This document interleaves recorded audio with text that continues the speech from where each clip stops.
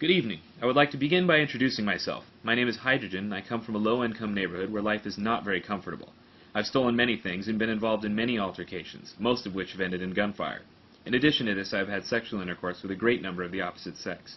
In contrast, and despite the lack of legitimate evidence, I believe you to have been involved in a fair amount of homosexual activities I and my companions look down upon.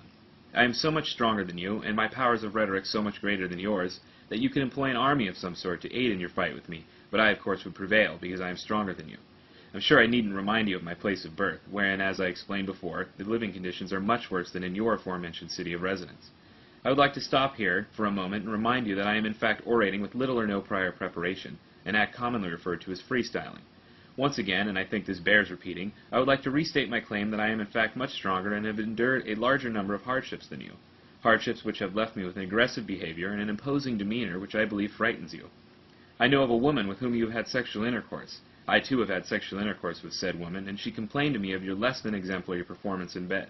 She went on to explain to me in graphic detail the dimensions and particulars of your genitals, and I tell you what she said was not very generous, sir. In conclusion, I would like to leave you with a brief summary of my argument. You, sir, are a weak, timid, and untrustworthy homosexual. The city in which you live is not nearly as difficult to live in, nor is it in such a high state of disrepair as mine. I am a superior monologist in this debate, and any claim to the contrary will result in physical violence and perhaps even death.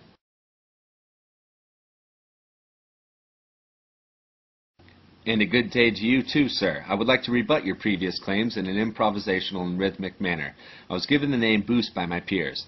The alleged facts you've uncovered in regards to me are unfounded and without merit. My birthplace is not only vastly inferior to yours, but my neighbors are also much more resilient. In terms of your claim to my sexuality, Sigmund Freud theorized that in some cases the semi-conscious mind manifests repressed desires, therefore leading me to believe that you, sir, are indeed the homosexual. In fact, I once had a romantic rendezvous with your biological mother, in which fellatio was performed forthwith and without explanation. The encounter lasted several hours, and many unspeakable acts were implemented. I paid her for her services, and no subsequent contact, either verbally or physically, has been made.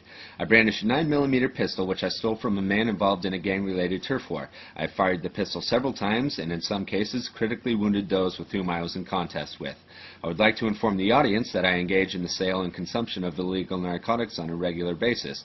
Speaking candidly, I am in no form intimidated or fearful of your actions, as I have been involved in countless altercations which have ended less than favorably.